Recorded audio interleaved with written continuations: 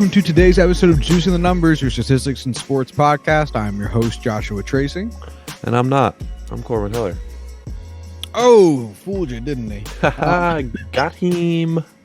Bring back that meme. So today, Thursday, is typically our stats episode, but as we've done in the past when we're in the midst of the playoffs for the sports that we cover, we mostly spend our time talking about those because it's current and it doesn't hold up as well as say waiting one more week to do something stats related, because stats can just kind of conform or grow or what have you. Playoffs is now, and once you miss it, it's gone. So we figured by the time we release this next episode, after this one, it will be Jesus Christ, words are not coming easy. By the time we release the episode following this one, 2 rounds of the playoffs will already have passed. So there's really no point in waiting any longer. No. As of right now, 1 round has passed. It's the wild card round, which I'm not sure, which we talked a little bit about, but not too much. The wild card round is, as most rounds are, a crapshoot. It is especially so. And then we will talk about the upcoming games for this weekend, i.e. the divisional round of the playoffs, just to get a feel for where every team is at, where we think they're at, whether and how we think they're going to do. So you ready to get into it? I am ready. All right.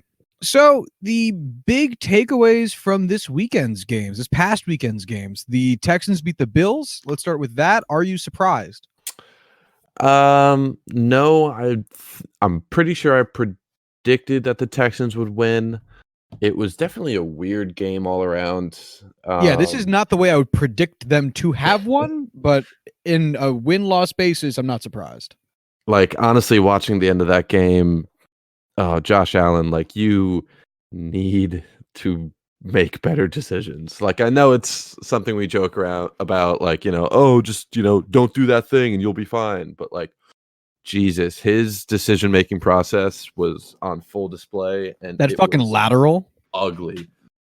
Can we even call it a lateral? Like, it was like intentional grounding.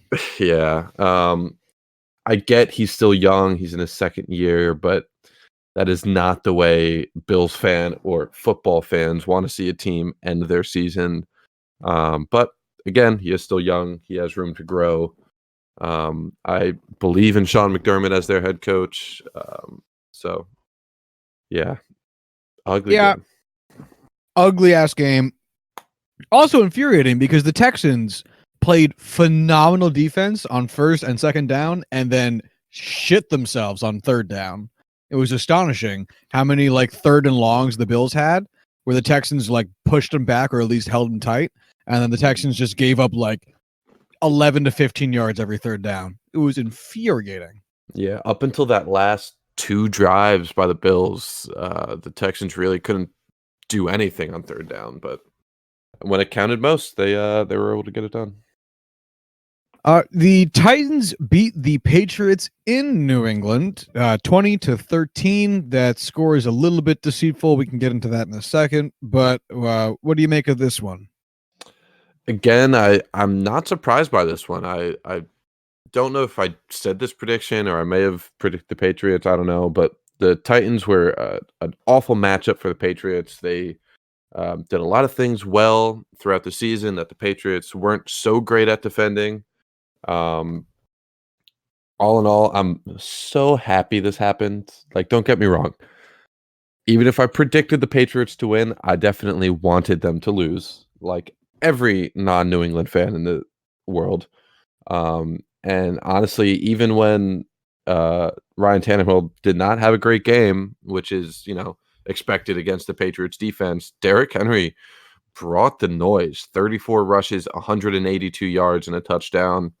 I know I've been vocal about my doubts about him in the past, but this really has been his big breakout year. And he's looked like a monster.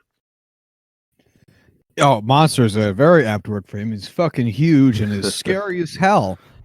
It's tough to even say what my opinion on this was. I think much like many football fans of varying observancy, just kind of assume the Patriots are going to win.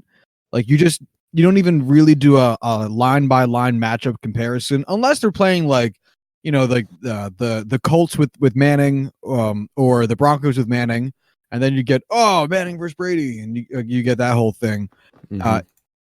It's just an assumption that they're going to win, and so you never take the time to be like, hey, how are the Titans? So, I don't remember thinking the Titans had a shot. I think I probably would have done exactly what I do every year and just write off whatever team is playing the Patriots in the first round or two. And they won, and it was really great. And it was everything that we said might happen, as Brady looking slightly worse. And we said that him having to play in the divisional round might really fuck him over because that extra game really sucks, especially when you don't have the bye. And I mean, it looked pretty goddamn accurate to me. Yeah, I mean, do you think this is the end for Brady? I know this is where, we were eventually going to get with it, because he really hasn't looked good for most of last season, and really all of this season he hasn't looked very good. It's tough. If the decision was 100% Bill Belichick's, I would say he's probably not back. But Robert Kraft loves him and is rather sentimental, and he could force Belichick's hand, as it was, rumored that Belichick was trying to not re-sign Brady a few years ago, and Kraft stepped in and said, "What the fuck are you doing? I want my guy." So it's tough to really say. It's one of those things that's going to be talked about ad nauseum all offseason until something definitively does happen. As of right now, I'll say sure, he's going to be back, and it's going to be his best season ever, and they're going to go 16-0, and they're going to win the Super Bowl, because any of those things could be true, and everyone would just go like, yeah, I guess it's, okay. Sure. Like, we were just talking about how Brady had a mediocre season. That team still went 12-4. Which is bullshit, and I hate it. Yeah. But, yeah, I mean, even if he does come back, I'm still going to predict him to win the division. I'm still going to predict them to probably not get a first-round bye again, but, be one of the top 3 teams in the AFC, be one of the favorites to win the Super Bowl, because I know we talked about this in the past couple podcasts. You just have to expect it until they prove you otherwise, because, I mean, they've been together for 22 years now? Who? Belichick and Brady, 21? 19. Something like that. Really? Yeah. Jesus Christ. Yeah, I don't know why I would think that they've been together for as long as I've been alive, but whatever, I'm bad at math. They've never proven us wrong, so stick with it. The Browns will be good when they prove to you that they can be good. The Patriots will be bad when they prove to you they can be bad. I really would love to see, I don't want Brady to get hurt, but if for some reason he had to sit out for, games next season, I'd love to see what Jarrett Stidham could do with, a full off season, getting first team reps, and, Bill Belichick teaching him the ways of the Force, however you want to call it. But yeah. Clearly Brady's using the Force life sucking exchange program, but he's using it for evil, where he takes the life force of all the younger quarterbacks on the team. Wow, so fuck anyone who didn't see the new Star Wars and still wanted to. Yeah, fuck them. It's not worth your time or your dollars. Fuck you in the face. Also, I realized that totally wasn't a spoiler until I just told you it was a spoiler. It wasn't, and I wasn't going to say anything. I was just leaning into the heel aspect of it, but yeah. Shit. We're all assholes here. The Vikings beat the Saints 26-20. Overtime game, as was the Bills-Texans game. I didn't mention that, but if you're listening to this, you probably know that. What did you think about this one? Ew. Just ew. I wanted the Saints to dominate because they had every right to do it. Yes, they had more ref bullshit in this game, and it sucks to be a Saints fan, but they just didn't play a pretty game altogether. I think they could have won this game pretty easily if they really just played up to the standards they set during the season. Could have. I would say, in fact, that they should have won this game based on how they were playing, especially there in the fourth quarter up until that interception or fumble. Right. Yeah, I don't really have much else to say because I don't know. Like, I don't want to say Kirk Cousins is a superstar now. Like, yeah, he doesn't suck as much as everyone says he does, but I've seen a lot of people come out and been like, "Yeah, Kirk Cousins is a fucking top 5 quarterback in the league. Everyone's just a hater. This proved it. He finally won like a big time game." I am staying very far away from that topic. I do not agree with those takes, but yeah, I mean, we'll see what happens in the next round, which we will talk about in a minute. Yeah, it was just such a game. It was a football game. And you know what's sad is that it wasn't a really great game to watch, and it was still better than Eagles Seahawks. Yeah. God, the Sunday games this year blew hot ass. Real quick before I keep going, do you think it was a push off at the end of the game? I don't think so. Are you talking about the Kyle Rudolph one? Yeah. Yeah, I don't think it was. I don't know. You know what? Actually, I kind of want to bring it up again just so I could not make something up. His arm definitely straightens there, and it seems he's creating distance between the cornerback and him. I don't know if that's enough to call it offensive pass interference, and I guess it clearly wasn't enough to overturn the call on the field if there not being any. I don't know, man. It was a game. The Saints, I get if you want to take it out in the refs, there's almost always in every single game room to do that. So you absolutely can. And honestly, honest to God, if I was them, I would do that too. I would 100% be right there with you saying fuck the refs. Yeah. But I mean, you should have won. You should have won by playing better football than you played. And you didn't. And that no one to blame but yourself. like watching it again, he pushes he does. He extends his arm against the body of the defender. I really don't know if it's enough to constitute offensive pass interference. I'm going to be honest, I don't know the exact verbiage of the rule. I don't know if there can't be any push off. I don't know if there can be give and take.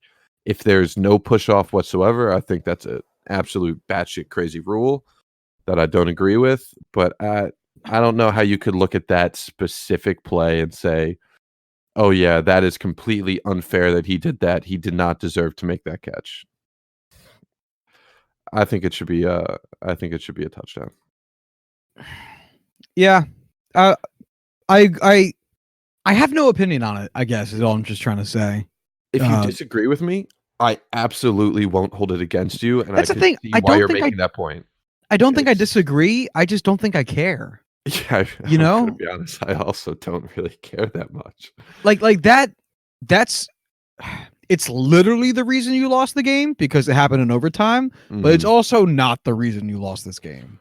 Right, like he beat you. He beat the cornerback. He would have scored that touchdown even if he didn't push off. It's just if you're throwing up your arms like, "Oh, that's the most bullshit play, like the refs fucking robbed us," all this bullshit. It's just such minute details and I don't know, man. It's the worst. I do though agree with the gripe still, as I do every year, about the NFL overtime policy. It's awful. It's insane. It's absolutely insane. I was trying to explain it to Cal, and it just wasn't making any sense to her because it's like, all right, so if you go down and you score a field goal, you win. And I said, no, if you score a field goal, the other team gets a chance to also score a field goal to keep going or score a touchdown to win. And she goes, all right, so if the Vikings come down here and they score a touchdown, do the Saints also get a chance to score a touchdown? I said, no, only if they get a field goal. And the fact that it's this complicated is bananas. Right. And then it came down, like, because it's the playoffs, it came down to like, oh, now it's next score wins. And it's just it's so overcomplicated. It's not fair to either team. More often than not, it comes down to a fucking coin flip, which drives me insane. It's one of my biggest pet peeves about football. 100%. It's who wins the coin toss is basically the main determinant for who wins the game. I heard some arguments because I always say we should follow the college football rules, which is both teams start at like the 25 or 30-yard line, and you just drive in to score, and you basically just each team gets a possession. Whoever has the highest score at the end of that like overtime period wins. If it's tied, you keep going until someone wins. And, I get, okay, that's not real football. That's not the way the first 4 quarters are. Why should overtime come down to just that? Well, this isn't real football either. If someone scores, every team gets a chance to return a kickoff and score again. It's not just over once the first team scores. This also isn't real football. And college football is fair because everyone gets the same opportunities, and it's just so much more fucking fun. And that's what it should be about, Like you're in the red zone essentially. You're close to scoring. You have to be efficient. It's so much fun. And I would even be willing to. You can make conceits as a league too. Mm-hmm. Like the NHL has made conceits in regards to their overtime policy. Yeah. Where they have an overtime policy for the regular season, and then they have their overtime policy for the postseason. And those two things are different because they want to preserve the integrity of the game and make sure that there is as fair a chance for each side to win as humanly possible. So for anyone unaware, during the regular season, which we are currently in for hockey, if the game is tied at the end of regulation, overtime policy is a 3-on-3. That's 3 skaters against 3 skaters for 5 minutes, sudden death. If no one scores in the overtime period, it goes directly to shootout, which is best 2 out of 3 / whichever team ends up with the most what's what I'm looking for here? Shootout goals in an even set of attempts. Mm-hmm. In the postseason, they change it to where it's just another period. It's just going to be another 20-minute period. It's still sudden death, but it's 5-on-5, all the usual shit. Doesn't matter if it lasts 5 seconds. Doesn't matter if it takes 4 entire periods, which has happened. It goes because that's what's more fair. If you are in the postseason and your entire season comes down to a shootout, you would be, rightfully so, fucking livid. Like, it's not real hockey. It's just not. Don't get me wrong. I like the shootout. I think it's fun as a fan, as a viewer, and I think it's expedient because the whole point is to, like, look, hey, we're playing 82 games. We can't be here sitting around playing 80 to 100 minutes of hockey every 3 or 4 games because it's like more integral to the history of the game. There's 82 fucking games that might have flown when there was 50 or 60. There's 80 of them. It's too much. So it makes sense. With football, you can keep this shitty, stupid overtime rule for the regular season if you really want to keep it, and then say, hey, for the postseason, we want to make sure we're keeping up with how you've literally played this game all year. Because most teams, not most teams, but like most of your games don't go to overtime. Every team goes to overtime at some point. Yes, it does, but you don't game plan for it like you do the previous 60 minutes of football you just fucking played.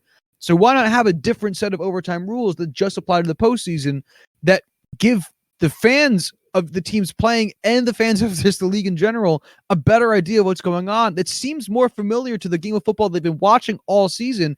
And again, the previous 60 minutes, and just you can get a better feel for like which team is actually better as a whole, not which team is better in the smallest sample size you can literally create.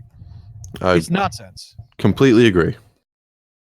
I mean, in hockey, I fucking love 3 versus 3 overtime more than so much anything else in the sport. I think the shootout is just unparalleled in excitement and just stress, being on edge. But I get why they change it back to just an overtime period when it gets to the playoffs. I get that it's always a competition, and I get that it's always meant to be entertaining for fans, but if we're being honest, the regular season is kind of more towards entertainment and the playoffs are more towards fair competition because the playoffs are going to be exciting no matter what. The regular season, 82 games, it can be a slog. And you want to keep fans entertained and watching through the whole game and all that. And I get that. Um, I'd love to see a game 7 of a Stanley Cup final come down to a fucking shootout because I would shit myself. I would be so stressed out, even if it wasn't my team, because that's like it's nuts. But I get why they would never want it to come down to that because one team is going to be super excited yet stressed, and the other team is going to be so furious and also stressed that it would kill fans. But yeah, I I think the NFL should have it where it is, 2 sets of overtime rules for the playoffs and for the regular season, if they think that's fair. I really need them to get rid of whoever scores first wins because it's such bullshit. It really is. It's tragic, absolutely tragic. But we have one last game in the divisional round or the wild card round to discuss that happened. The Seahawks against the Eagles. This is the game I think damn near everyone and their mother predicted correctly, because the Eagles are trash as a fan base and a team, and they lost deservedly so. The Seahawks, as we've discussed previously this year, for whatever reason, love playing one-score games. Love it. They refuse to win a game by more than one score. It's ridiculous to watch, and if they go this entire postseason winning or losing every game by one score, I just don't know how I can handle it because it's just how can you not be true talent wise better than 20? No, not even 17. Yes, 17 points on the Eagles. Anyway, it doesn't matter. They won. What did you think? I don't know. I didn't watch this game. I was at work. Hate to break it to you guys, but I did not watch this game. I had it on my phone, like on video on my phone while driving home. Really? Yeah. I was at work for most of the Viking Saints game too, but I was able to, it wasn't busy enough, to keep me away from it. But we got super busy. I got, dragged away from the Eagles Seahawks game. So I was only able to see the highlights. I guess the big takeaway has to be the Jadeveon Clowney hit on Carson Wentz. Yeah. Because, the score itself in the actual game wasn't too surprising. But the Jadeveon Clowney hit on Carson Wentz is going to be what, is going to be the lasting impression of this game after this season's over. I saw it. It definitely looks like different levels of intent and, danger from different angles. I honestly don't think it was intentionally super dirty, but at the same time, it wasn't a clean tackle. He was going down. He did kind of lean his head into it. I don't think he was trying to hurt Carson Wentz, but I do think it was a play that should have been flagged. Do you remember the Kiko Alonso hit on Joe Flacco from a few years ago when Joe Flacco was running? He was still with the Ravens. He was running to get a first down. He slid to give himself up, like he did not slid out as a runner. And Kiko Alonso just came screaming in. He had already jumped and was off his feet by the time Flacco started sliding, and they just collided head to head. And I think Flacco had to leave the game. Kiko Alonso got thrown out of the game. You remember that? I remember that happening, and I remember having an opinion. I can't remember the play vividly enough to know if I still have that opinion, so I'm going to look it up real quick. Because this is really what this hit reminds me of. Jadeveon Clowney, it's so tough within the intent, Mark, because the intent is to hit Carson Wentz. He plays for the other team. Like,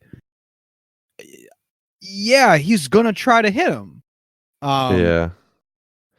And the tough part is when you have moving targets like this.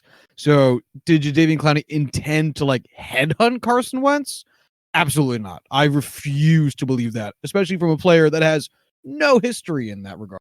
If this was Vontez Perfect, absolutely. Yeah. 100%. It's Jadeveon Clowney. Like, no, he wasn't. It doesn't make it a clean hit. Like you see this a lot in hockey. Just happened the other night with the Rangers against the Avalanche. Like, you go in for a clean hit, people are people, and they move at odd times. You're not expecting it. Your shoulder was supposed to hit their shoulder. Your shoulder hit their head. Doesn't make you a bad guy. Doesn't mean you meant to do that. It's still an illegal hit. You're still going to get 2 minutes. Like, that was this to me. It should have been a flag. It doesn't mean Jadeveon's a bad guy. Still should have been a flag. Yeah, just watching the Kiko Alonso and Joe Flacco hit again, it does remind me a lot of that. Again, I agree with you completely. I don't think this was that dirty of a hit. I don't have, super high feelings towards Kiko Alonso He's because a he fucking does idiot. he has had more than one of these in the past. But again, I don't think this or the play with Kiko Alonso should have gone, unpenalized.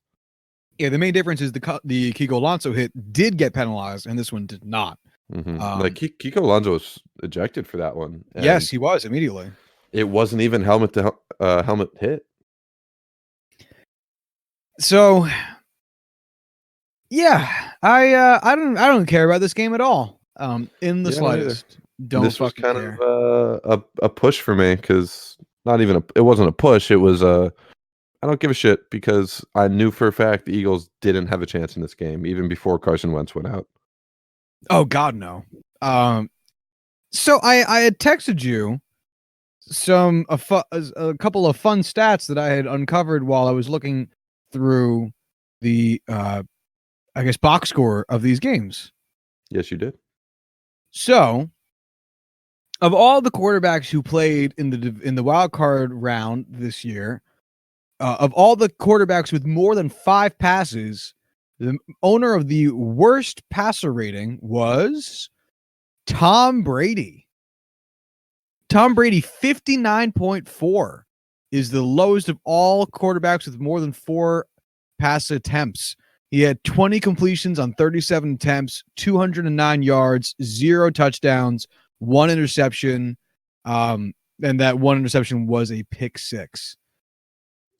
Yeah, I mean, there was some not great quarterback play, but Tom Brady definitely looked, at least from what I had seen, the worst. He can definitely tell that he is aging. His arm is not what it used to be by any means. Brain's still there, but the body isn't. So I'm not terribly surprised by this. I'm surprised that it's gotten to the point where Tom Brady is the worst quarterback in the playoffs. But at the same time, all the reasoning and, you can make these assumptions by watching him. Oh, 100%. Real quick. Tom Brady, as I said, 209 yards. How many do you think were after the catch? Basically, work done by the coaches and the wide receiver. Give me a real number. How many did he have total again? 209. 165. 134. Damn. That means that Tom Brady had 75 air yards. That's not good. No. How many attempts? 37. Oh, God. So that's 2 air yards per attempt. That's not good. In case you needed me to tell you that's not good. Yeah. Yeah. Just for reference, Ryan Tannehill, which a wildly different stat line, first off. He had 8 completions on 15 attempts for 72 yards. His passer rating, just since I brought up Brady's already, I have to scroll to go get it. 61, so not much better. In fact, 1.6 points better, which is not a lot. So like I said, 72 yards. How many of those do you think were after the catch? 60? No, not that bad. 45. 45. Okay. So he only had 27 air yards. Which is somehow worse than Brady. Yeah. But at the same time, he had like half as many, or not even like a third as many attempts, however many less than that quarter. Again, I'm so fucking bad at math, dude. Did you see how many bad throws do you think Tom Brady had out of his 37? 10. 7. Okay. 7 Okay. bad throws and 3 drop passes. That right there is 10 of his 37 throws. That's not good. That's No. really not good. I don't know what the average rate of that is going to be. I Yeah, know I'm for a actually fact it's interested. not like 25% though. How many bad throws do you think Deshaun Watson had? 7. 2. Yeah, that actually sounds How many much. bad throws do you think Josh Allen had? Oh man. 5. 9. That's ugly. How many attempts did Josh 9. Allen have? He had 46 attempts.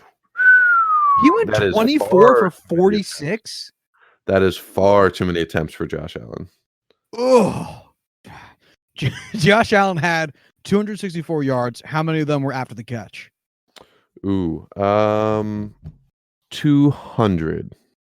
No, No, he's that's actually he throws deep balls on like every pass. I'm gonna say like 103. like directly in between the two numbers you picked. 159. Damn. It'll be an interesting If you one. gave me a third try, I would have nailed it. Deshaun Watson, 247 yards. How many of those were after the catch? 153. 97. Oh wow. Yeah, so Deshaun Watson threw like 150 air yards, and Josh Allen threw basically 100. That's interesting. Kirk Cousins, how many bad throws? How many attempts?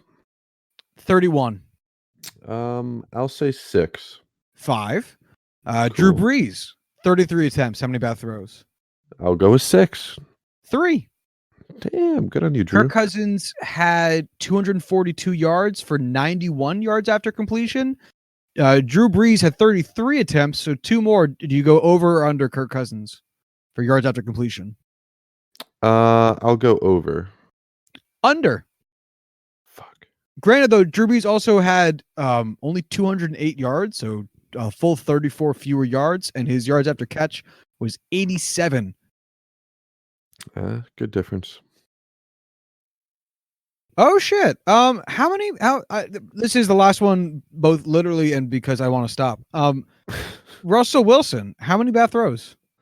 30 attempts. You were surprised, so I'm gonna guess 7. 9. Wow, Russell.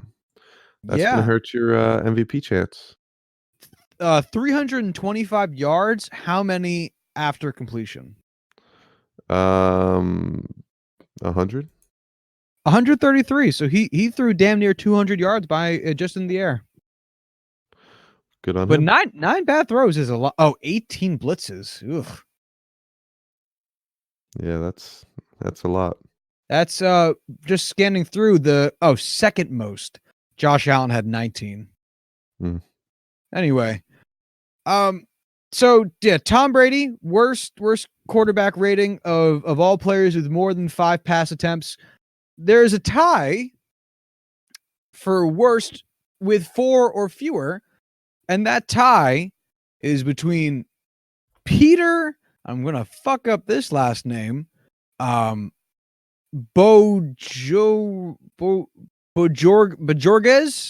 I don't know if he's Hispanic or not. Corey Bojorges with 39.6. He had 1 pass attempt for Buffalo. It did not get completed. I do not know who he is. I do not remember that pass attempt. He is tied for worst quarterback rating in a game in Wild Card Weekend with Carson Wentz, who had 4 pass attempts, 1 completion, 3 yards, a sack. His longest pass was 3 yards because he only completed the 1, and a fumble. And his quarterback rating was also 39.6. So Carson Wentz may as well have just not completed any passes. Yeah. I tried Googling that guy's name just off of how you pronounced it, and Google actually popped up with, it looks like there aren't any matches for your search. Oh, solid. Nice. I'm glad I could really how about the pod here? For reference, it is spelled Bojorquez, which if you're playing Scrabble is worth approximately 900 points. W- w- w- Okay. I heard you say those letters, but they did not click in my head as being able to form something that formed a word. So I just pulled up Corey Bojorquez's picture, and it got no clearer what ethnicity he is. No, he's got to be Hispanic. Yeah, he's from New Mexico. No, his college is New Mexico. Who are you? He has to be Hispanic. He's from New Mexico. Oh, yeah. It doesn't matter. Also, real quick, you said Kirk Cousins. People might be talking about him as being a top 5 quarterback in the league, and I pulled up quarterback ratings for this season thus far, in part because I managed to forget that Ryan Tannehill leads this pack with a 117.5 quarterback rating on the year, and that's still just hilarious.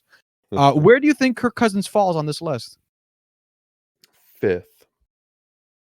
4th. Ooh. 4th with a 107.4. He is only behind Ryan Tannehill, Drew Brees, and Lamar Jackson. He is one spot ahead of Russell Wilson. Hard yikes for me, for anyone ranked below Kirk Cousins.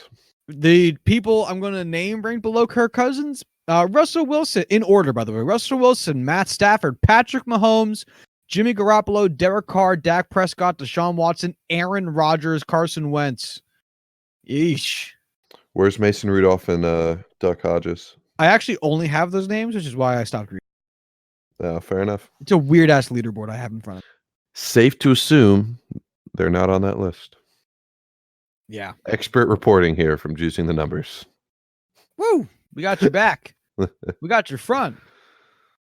Let's do this. Let's do something fun for the eliminated teams. Where do you think they'll be next year? Where do you see Buffalo next year? I don't know. Moving on. Are you asking like what their record's going to be? Like, are they going to be back in the playoffs? Missing the playoffs? However you want to interpret. I need some. That. Oh man, I need some. All right, I'll make a structure for you. Their record / their playoff push probability, and like how deep that is. I see them with 9 wins next year. With I think they probably won't make the playoffs next year. And if they do, it will again be... Actually, you know what? Nah, fuck that. They're going to win 11 games, and they're going to win the division. Yeah. I put them at 8-8, and they missed the playoffs. All right. Well, we will come back to this, because one of us will be right, one of us will be wrong. Or, the more likely scenario, we're both wrong. Yeah, that is actually significantly much more likely. We did talk about this a little bit, but the New England Patriots, where do you think they are next season? I think they'll have a solid 9 wins and will be playing in Wild Card Weekend again. 12-4 until they do something different for me. The Saints, where do you think they are next season? 12-4 without a first round bye. I'll say 10-6. I don't know why. Ooh, okay, no good reason. Okay. But they'll make the playoffs. The Eagles. 7-9, missed the playoffs. Yeah, I can buy into that one. I don't mind it. All right. What? I just was thinking, like, I said that, instinctively, and then I was thinking about what other teams are in their division. So 7-9, making the playoffs. They might as well, honestly. So much. All right, let's get into the divisional round. The things we're looking forward to this weekend. We have starting off the Minnesota Vikings against the San Francisco 49ers Saturday at 4:35. What do you think of this matchup? Yeah, I mean, the 49ers have a 7-point advantage. They're -7. Honestly, I probably would take the 49ers there against the spread. I think the Vikings spent all their luck against the Saints, you know? It's not Yeah. real analysis, but, you know, that's what I'm feeling. So just some team ranks. The San Francisco home record, because this game will be in San Francisco, is 6-2. The Minnesota Vikings away record is 4-4. The San Francisco points scored per game, they are second. The Minnesota Vikings are eighth. Points allowed per game, the San Francisco team, I guess I forgot the name for a second, the 49ers are eighth. The Minnesota Vikings are fifth. Their takeover differential, San Francisco 10th, Minnesota 5th. Passing yards per game, San Francisco 13th. Minnesota's 23rd, which just is bizarre, coinciding with the Kirk Cousins passer rating stat we read earlier. That just confuses me so much more. That's why he has a good passer rating. Yeah, he just checked it out. He doesn't lay it out on the field. Rushing yards per game, San Francisco is second. Minnesota is sixth. Defensive passing yards per game, or defensive allowed. San Francisco is first, which means they've allowed the fewest. Minnesota is 15th, and defensive rushing yards per game, or yards given up to the rush. San Francisco is 17th, and Minnesota is 13th. Does that sway your opinion at all? No, I'm still going to give it to the 49ers by more than 7. Yeah, same. I see this as being maybe you get an exciting half out of it in the first half, but I think come the fourth quarter this will be that wrapped up nicely. You know, Yeah. Do you have a final score prediction you want to just toss out there? Shit. I'll go 28-20. 32-20. Ooh. San Big Fran. points for the 49ers. I like that. Yeah, why not? Anything else to say about this, or shall we move ahead to Tennessee versus Baltimore? Let's move on. Okay. Titans at Baltimore. I'll once again go through the team ranks for these. Baltimore's home. Their home record this year is 7-1. The Tennessee away record, Jesus Christ, is 5-3. Baltimore in points scored per game is first. Tennessee is 10th. Points allowed per game, they are third. Tennessee is 12th. Takeaway differential, Baltimore is 6th. Tennessee is 9th. Passing yards per game, Baltimore is 27th. And Tennessee is 21st. Rushing yards per game, Baltimore is 1st. Tennessee is 3rd. Defensive rushing yards per game, Baltimore is 6th. Tennessee is 24th. And defensive rushing yards per game, did I say rushing yards last one, or did I say pass? I think you said both. All right, well, this one's rushing yards for sure. Baltimore 5th, Tennessee 12th. So what make you of this matchup? I think the Ravens win big. I just think their offense is going to be overmatched, or their offense is going to overmatch the Titans defense.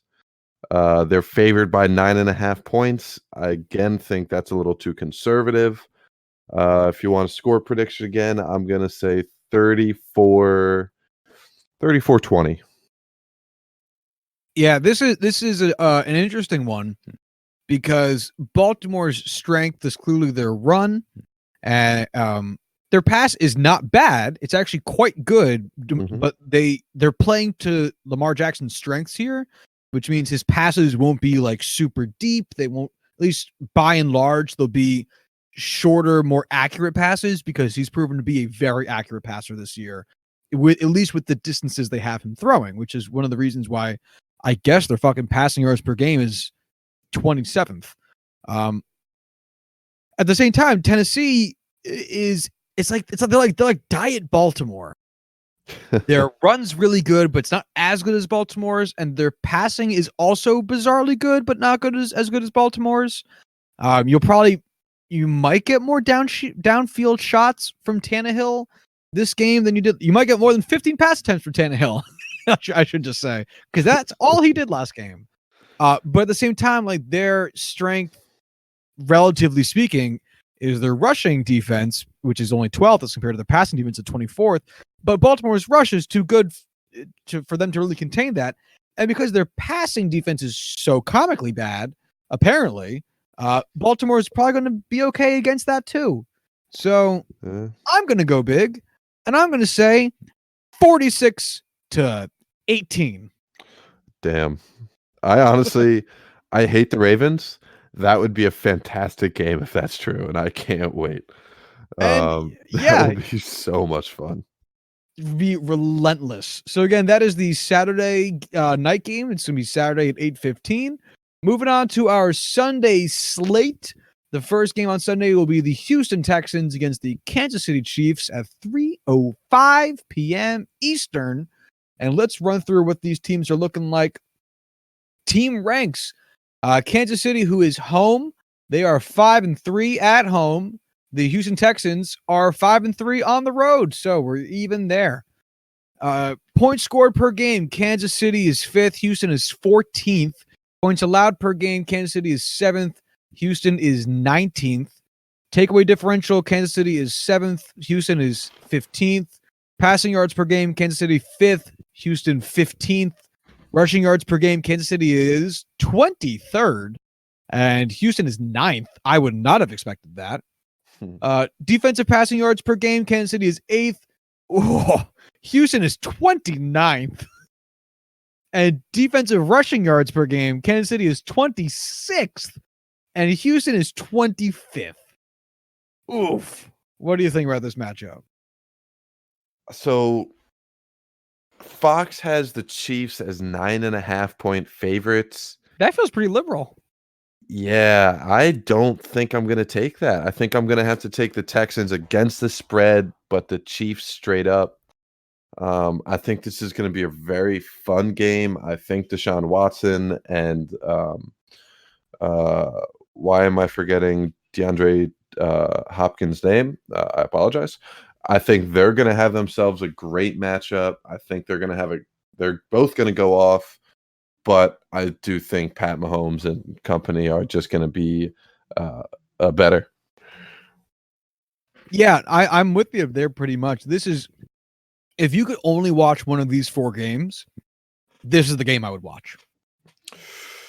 Oh, man. I know you might say San Francisco because San Francisco is a fun team, but I just think this is going to be the more fun game. These offenses are both, when they're clicking, just so much fun. The style that they play, as well as their actual production, is really, really a treat to watch.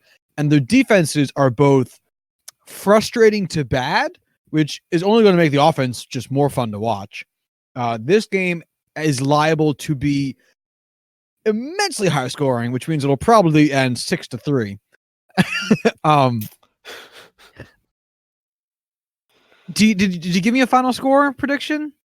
I did not. I'll be weird and say 24-21, I guess. Yeah, I don't know. Like, I really want this to be I want this to be the game of the weekend, Same. As it should be. And I just know somehow, some way it's going to disappoint because expectations are just so high. I'm gonna take the Chiefs 31-28. I'm gonna say it's a nice tight one. A lot of points scored between the two teams. So far, you and I have agreed on every team that's going to win, which I find to be interesting. But at the same time, it feels inevitable based on who these teams are. Yeah, I'm sure we'll get that wrong at some point, but we'll almost have to. We have one last matchup here: the Packers against the Seahawks.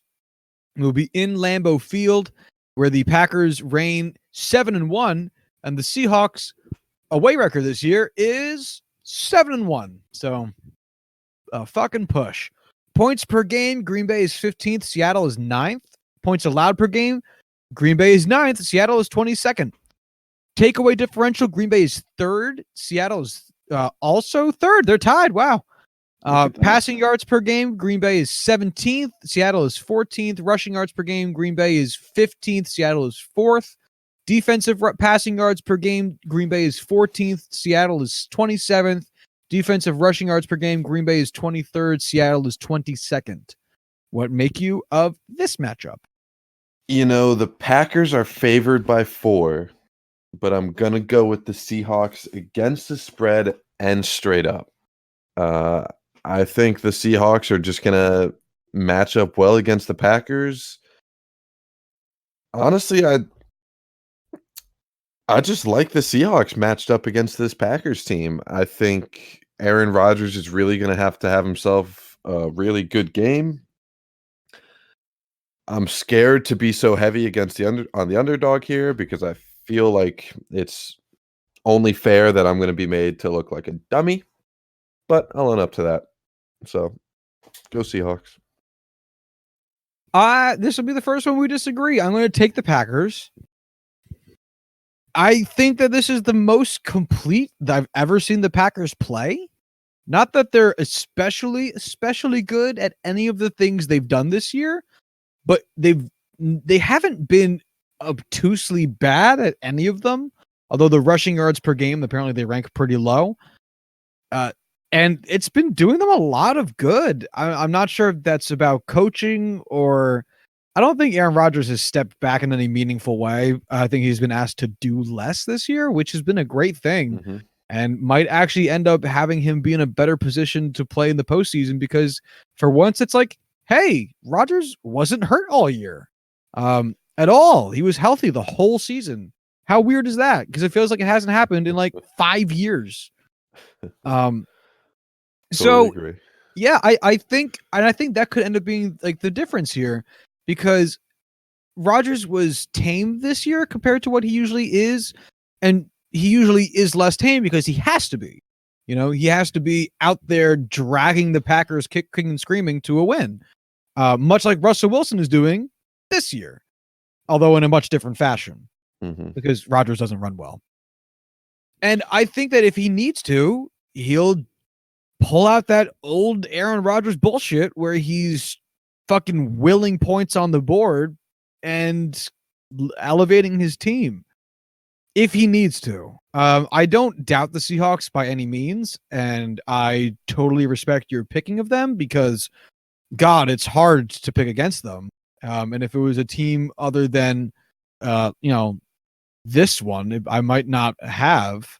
The only other team I could see myself picking against the Seahawks in reality is the Niners. They're just as good as every other, and I guess the Ravens if they get to the Super Bowl, but it doesn't matter. But I do think Green Bay has been relatively underrated this year relative to how well they've done. It's tough to say a 13-3 team was underrated, but at the same time, it feels like they were. And that's enough. I know what you mean. They've been probably the quietest 13-3 team I've seen in a while. I will say I feel confident in my pick if it ends up, the Packers use the same game plan that they use for the majority of this season. If they come out and Matt LaFleur says to Aaron Rodgers, fucking go to town, be Brett Favre, be the old you, just sling it, I'd be scared as a Seahawks fan. But I agree with you that it is set up very nicely that he is saved a lot for the playoffs if that's what their goal was, because he definitely doesn't have a ton of wear on those tires this year, and if they were saving him for the playoffs, this is a good matchup to release him. What is your final score prediction here? Go big or go home, 31-28. Oh, Dan, this is the one time you're going to have an outscoring prediction for me against me. I'm going to go lower. I'm going to go 24-21. Still a field goal difference, but one fewer score each side. It's funny how we were virtually the same until we were complete opposites. And the cycle is complete. Oh man, I'm what is there a game you're most excited for outside of or is it the Texans Chiefs game? Honestly, I think it's going to end up being the 49ers Vikings just because I love the 49ers team so much. And Great team this year. I mean, I think the Vikings are going to have, they're going to put up a fight. I think they could put up an interesting game. Ravens Titans is going to be fun just to watch running football the entire time. Texans Chiefs because it's Deshaun Watson versus Pat Mahomes. And then Russell Wilson, Aaron Rodgers is going to be a fucking bloodbath. But I don't know. I guess it's going to be Packers. I'm going to change my answer to Packers Seahawks because the idea of Aaron Rodgers and Russell Wilson just throwing deep ass bombs all game to each other is just too exciting to pass up.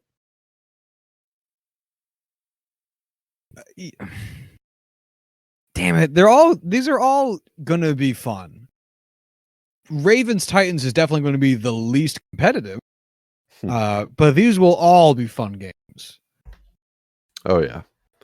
I am very excited to have the opportunity to watch all of them this weekend. Thank you, most honorable NFL, for allowing us to pay for your sport. Anything left to say in this matter? No. All right. Well, we have our scores out there. Our predictions are out there for the public at large. I guess we'll find out how fucking close we got it. Hint, probably not at all. I come guarantee Monday. you, not at all. Yeah. Do you want to talk about the head coaching changes before we get out of here? Yeah, we should. So Joe Judge, Patriots special teams and wide receiver coach, was just hired by the New York Giants yesterday. We're saying this on Wednesday, January 8th. Yep. Today's Wednesday. Okay. Adding on to other recent hires, Matt Rule to Carolina, which I think we touched upon. We did not. We did not? No, because it happened after we recorded. I don't remember anything anymore. I'm just, losing it. 7 years, $60 million with incentives to get up to 7 years, 70, right? Yeah, like he's already in the top 10 in top paid coaches. I saw some chart on the ESPN the other day. He's getting paid $8.5 million a year. Good for like 10 to 12 amongst all coaches. And everyone ahead of him has at least 11 years of head coaching experience, which, I mean, good on Tepper, the owner, to just go all out and get their guy because I think Matt Rule is going to be great. But damn, it's a big risk in all honesty, going, grabbing a college guy who's only had a handful of years head coaching at any level and handing him the keys to your franchise. I really hope they can get some good coordinators around him to do so. Because, I think he needs that support staff, but I'm excited for the Rule era in Carolina. What do you think's the riskier contract, the Matt Rule contract or the John Gruden contract? Oh man. At the time, like if we're talking about, feelings when they signed both of these guys, I would go with John Gruden just because it had been so long since he had coached in any capacity, and 10 years, $100 million is just so exorbitant. I think you have to give it to Gruden. Granted, he has, proved himself to still be able to be a head coach of a franchise. He hasn't, set the world on fire, but he's been better than I expected him to be, so I'll give him that. I think I landed pretty much the same area as that. Yeah. But yeah, I mean, this Joe Judge hire, I think it's the riskiest one so far, just because, special teams coordinator, is not exactly the normal path for general managers and owners to go with. It worked out for, John Harbaugh, but it doesn't actually ever, oh God, words are still hard today. It's not exactly, the safest way to go, especially grabbing a Bill Belichick assistant coach. Those have famously not worked out in the past. So we'll see with the Giants, especially when he hires his coordinators as well. We definitely did talk about Ron Rivera and Jack Del Rio. Yes. which just leaves Mike McCarthy and Mike Nolan. Mike McCarthy being the head coach of the Dallas Cowboys, Mike Nolan being his new defensive coordinator. Um, the big takeaway was he lied to Jerry Jones, and he came out in his opening press conference and was like, "Yeah, I told Jerry I watched every single play from last year, and I didn't do that. I just wanted the job, so I told him," which is fucking hilarious. I mean, I don't hate Mike McCarthy. It was definitely his time when he was let go in Green Bay. Um, I do think that he may have a better shot with success in Dallas now, just having taken some time off to rethink his systems, get a new mindset on things, get a fresh start. I definitely think it's a big upgrade from Jason Garrett. So I think Dallas Cowboy fans should be optimistic about this one. I think it's, and all things considered, a good hire. Yeah, I know one of his other complaints. I agree. I think that it's a good hire too. One of his complaints, apparently, I know this is certainly a complaint out of most Packers fans I've ever heard talk, is that the Packers have a weird obsession with homegrown talent and are not big contenders when it comes to free agency because they just like their players being drafted and not signed. It's weird.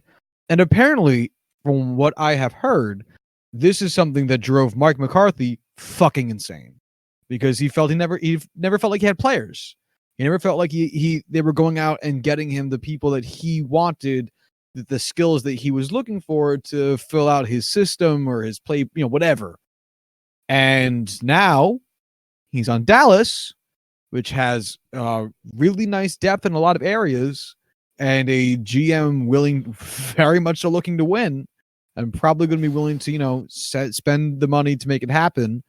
Granted, this is football where there's a cap. You have to spend some, and you can't spend up to a certain amount, but still willing to go make generally free agent acquisitions and trades to do what it takes to get them over the hump. So if that's his case, and if that was his main point of contention as to why the Packers are not more successful at the end of his tenure, this is his chance to prove that.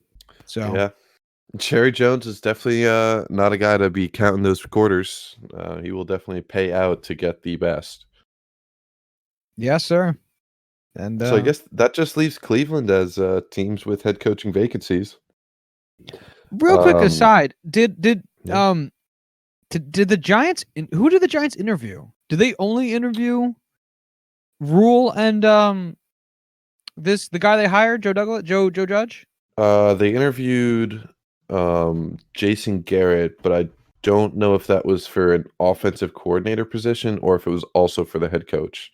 Because I know he is interviewing or has interviewed for the offensive coordinator position. I don't know if it is also for the head coaching position as well. Because I was just wondering if they had their Rooney Rule candidate interviewed. Ooh, I don't know. Because it didn't feel like it because that hiring was so fast. Yeah, I didn't hear anything about, the Rooney Rule being there has to be one minority coach interviewed for opening positions. I don't know. I don't know. It's amazing. What was the head coach of Detroit's name? That was fired. Yeah. Fuck, Jim Caldwell. I'm astonished he doesn't have a job.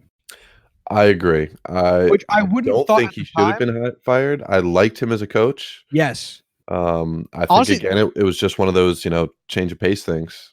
The way the Lions have played since he got fired, it just makes him look so much better. Oh yeah. Oh yeah. And what's crazy is this was brought up on Twitter. There's only 3 minority head coaches in the NFL right now. Which is insane. Absolutely insane. Off the top of my head, I know it's Mike Tomlin. It's Ron Rivera. And the guy from the Chargers. Ron Rivera's not black, though. Yeah, Chargers, Anthony Lynn. And yeah. There's one more. There's definitely one more. I don't think I think it was just minority coaches. No, there's Brian Flores in Miami. as well. He's not black. Is he black? I thought he was Hispanic. Yeah, Brian Flores is black. Ron Rivera is Hispanic. I knew Ron Rivera was. I guess I just assumed from the name Flores. Oh well. Wow, you racist piece of shit. I am terrible. It feels so weird for that to be the case because of how. And I know that the when you account for the depth players, football is not as black as it appears. But looking just at starters, it's a very black populous sport, and so it's crazy to me that there's not more former players who end up becoming coaches. And I'm not putting that on the players' side of things. It's obviously far more systemic than that. Because when you look at baseball, I mean, my God, like almost all of the managers were former players. Oh yeah, so many of them. And I understand that there's more of a history of being like, the player manager role in baseball, but still, like so many of the head coaches in hockey are former players of some level. I can't speak to basketball because I don't watch it, but a lot of the head coaches in football are just guys. It seems so odd that there's not more. Like, how many head coaches were actually former players? I know that back in his day, what was his name of the fucking Rams? Jeff Fisher. He was a player. Yeah. Todd Bowles, when he was the coach of the Jets, he was a player. He's not a head coach anymore. Man, it's hard to say just because Belichick was not. Adam Gase was not. I wasn't around for when a lot of these guys did play. Like, I know Mike Vrabel, Ron Rivera, Mike Tomlin. I may have made an appearance. I know he played in college. Man, it's hard to say. It really is, because it was well before my time, and I'm not, well read enough into these guys' careers to know specifically who did and did not play.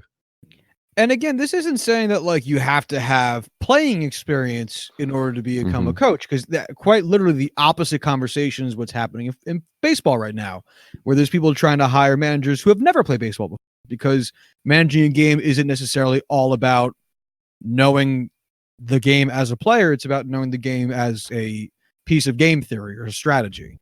But there is still a lot of value in having former players be head coaches. And beyond that, it just seems common. It just seems like a thing that would happen based on other sports. And football is so weird that it's not. And honestly, I can't imagine what would be better. Like, if you gave me the choice between John Gruden, who started coaching in the 90s, late 80s, for John Gruden? John Gruden, I would assume the 90s, but if you told me it was the 80s, then that would make sense. Regardless, if my options were as Mark Davis to hire John Gruden to a 10-year contract, or give me a player who left the league sometime within the last 10 years who has been involved in football since then, or as a coordinator, as something where he's familiar with the current landscape of the game, there's value in that, especially in football where the changes have been as dynamic as they've been. And it's just so, again, not that that's required, but it's weird that no one's doing that, because if that was the case, we'd see so many more black coaches, and there's just not a lot. So I found a list from 2016 of coaches who did play in the NFL. Jack Del Rio played for 11 seasons. Really? Yeah. Todd Bowles played for 8. Obviously not head coach anymore. Ron Rivera played for 9. Jeff Fisher is 5th, but he played for 5. I just wanted to get him in there. Jason Garrett played for 12. He did? Yeah. Oh, wasn't he like a kicker? Jason Garrett was a quarterback. He was? Yeah. He might as well have been a kicker. Let's see. Of active guys, Doug Peterson was a quarterback for 12 seasons. Sean Payton was a quarterback for 1. Who else? Pete Carroll did not play in the NFL. Mike Tomlin did not play in the NFL, but played in high school or played in college. Bruce Arians did not play in the NFL, but played in college. Yeah, that looks like it for guys who played in the NFL. That's the rest not a of lot. These guys are just college. Obviously, there have been many coaching changes since then, so that list could be larger. There's just no quick way for me to find that right off the bat. It's also weird because all those guys, their playing careers were like the 80s and 90s. Mm-hmm. Whereas like Alex Cora and Aaron Boone, I remember when they retired. Yeah, like I remember Aaron Boone playing the player. Like I remember watching Aaron Boone games. right. He had a major postseason moment. I don't remember when it was off the top of my head, but didn't he help win them a World Series title?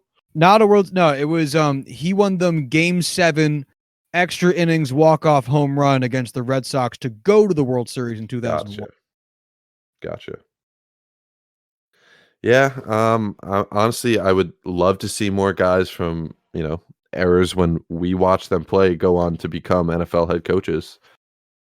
And I know coaching a football team is going to be hard work. I understand that. I can't imagine it takes you, like Todd Bowles retired in the early 90s. And I just refuse to believe it takes you 20 years removed from your playing career to coach football. Well, how long did it take Mike Vrabel? He retired like in the 2010s at some point, right? Did he really? Was it that soon? Yeah, like he became an assistant coach for the Vikings almost immediately, and then became the defensive coordinator very quickly. All right, so he played. His final year was in 2010 for the Kansas City Chiefs. So it took him a decade.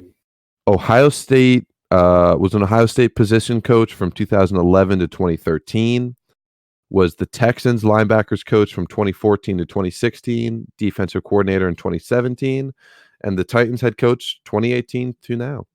Oh, 2018. Okay, so it took him 8 years. Mm-hmm. With only 1 year at, with experience as a coordinator and 4 in the NFL. Hey, which maybe is the trend's wildly going the right impressive. Way. Yeah. And honestly, again, I'd love the job he's doing at Tennessee. Yeah, and I think that maybe that's going to be the best thing that comes out of the whole what's his fucking name in Los Angeles? Sean McVay coaching tree debacle is that people are more willing to try younger coaches.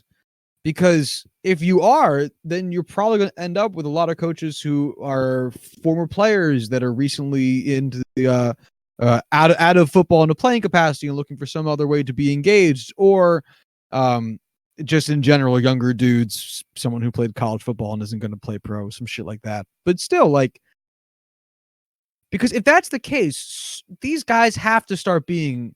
This has to start being a blacker crowd. It has to be. Especially with the guys on the defensive side of the ball, because like safeties and cornerbacks are by and large people of color, and they are. And if you are looking for someone to lead a defense, safeties, corners, and linebackers are like those are the guys. Mm-hmm. That's it. Oh, absolutely. Those are middle usually linebacker, free safety. Those are the guys who control the defense. Very much so. Not usually so much cornerbacks, but I just threw them in there because why not? Yeah, why not? Regardless, though, because I want to see Richard Sherman coach an NFL team, which I totally think he could.